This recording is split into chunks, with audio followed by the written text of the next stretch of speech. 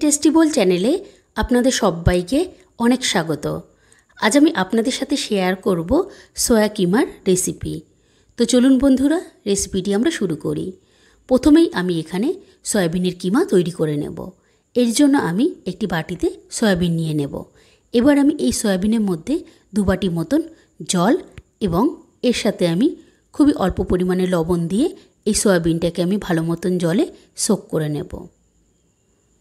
এবার যখন সয়াবিন ভালো মতন বেশ জলে সোক হয়ে যাবে এবং সয়াবিন যখন এরকম ফুলে উঠবে, এবার আমি এই সয়াবিন জল থেকে তুলে নিয়ে মিক্সিতে ভালো মতন আমি কিমা করে নেব। দেখুন বন্ধুরা, ঠিক আমি এরকমভাবেই কিন্তু এই সয়াবিনগুলিকে কিমা করে নিয়েছি। এবার আমি গ্যাসে কড়াই বসিয়ে দেব। কড়াই গরম হয়ে গেলে আমি এবার কড়াইতে সর্ষের তেল দিয়ে দেব।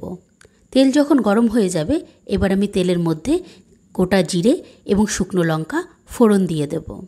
ফোড়ন ভালো মতন ভাজা হয়ে গেলে এবার আমি তেলের মধ্যে বেশ অনেকটা পরিমাণেই পেঁয়াজ কুচি দিয়ে দেব। এবার আমি পেঁয়াজ কুচি তেলের মধ্যে ভালো মতন নাড়াচাড়া করে নিয়ে হালকা লালচে করে পেঁয়াজ আমি ভেজে নেব। পেঁয়াজ যখন হালকা লালচে করে ভাজা হয়ে যাবে, এবার আমি তেলের মধ্যে আদা এবং রসুন বাটা দিয়ে দেব। আদা ও রসুন বাটা তেলের মধ্যে দিয়ে ভালো মতো নাড়াচাড়া করে নিয়ে আমি হালকা একটু ভেজে নেব, যাতে আদা এবং রসুনের কাঁচা গন্ধ চলে যায়। এবার আমি তেলের মধ্যে এক এক করে জিরের গুঁড়ো, শুকনো লঙ্কার গুঁড়ো, হলুদের গুঁড়ো এবং স্বাদ অনুযায়ী লবণ আমি এখানে দিয়ে দেব। এবার এই সমস্ত মশলাগুলিকে একসাথে ভালো মতন মিশিয়ে নিয়ে এবার আমি মশলাটি ভালো মতন একটু সময় নিয়ে কষতে থাকব। মশলা যখন বেশ ভালো মতন কষে যাবে এবং মশলা থেকে যখন এরকম তেল উপরে উঠে আসবে, এবার আমি এই মশলার মধ্যে টক দই দিয়ে দেব। টক দই মশলার মধ্যে দিয়ে এবার আমি মশলাটি আবারও ভালো মতন নাড়াচাড়া করে নিয়ে আমি কষতে থাকব। মশলা যত ভালো মতন কষা হবে, ততই কিন্তু আরও রেসিপির স্বাদ বৃদ্ধি পাবে। এবার যখন ভালো মতন মশলা একদম কষে যাবে, এবার আমি এই মশলার মধ্যে ছোট ছোট করে কেটে রাখা টমেটো কুচি দিয়ে দেব। টমেটো মশলার মধ্যে ভালো মতন মিশিয়ে নিয়ে আমি টমেটোটি কিছুক্ষণ একটু এইভাবে নাড়াচাড়া করে নেব। এবার যখন টমেটো বেশ ভালো মতন মশলার মধ্যে গলে যাবে, এবার আমি এই মশলার মধ্যে আগের থেকে তৈরি করে রাখা সয়া কিমা আমি দিয়ে দেব। সমস্ত সয়া কিমা মশলার মধ্যে দেওয়া হয়ে গেলে এবার একটু সময় নিয়ে এই মশলার সাথে সয়া কিমা কিন্তু মিশিয়ে নিতে হবে।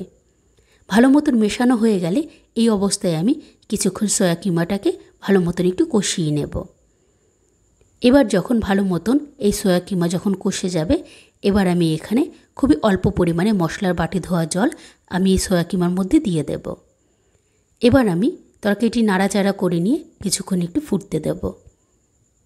ভালো মতন যখন তরকারিটি ফুটতে থাকবে এবং তরকারি থেকে যখন জল এরকম আস্তে আস্তে টেনে যাবে, এবার আমি এই সয়া কিমার মধ্যে এক এক করে গরম মশলার গুঁড়ো, কেটে রাখা কাঁচা লঙ্কা এবং কসুরি মেথি দিয়ে দেব।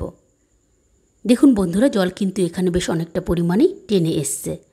এবার আমি এই সমস্ত উপকরণগুলিকে ভালো মতন একসাথে মিশিয়ে নিয়ে আমি আবারও সয়া কিমাটা কিছুক্ষণ একটু নাড়াচাড়া করে নেব, যাতে যে পরিমাণে জলটা রয়েছে অল্প, সেই জলটা যেন একদম টেনে যায়। জল টেনে গেলেই কিন্তু আমার রেডি হয়ে যাবে এই সয়া কিমার রেসিপি।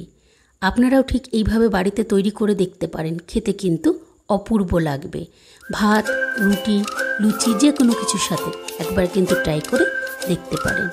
আজ তবে আসি বন্ধুরা, বাই।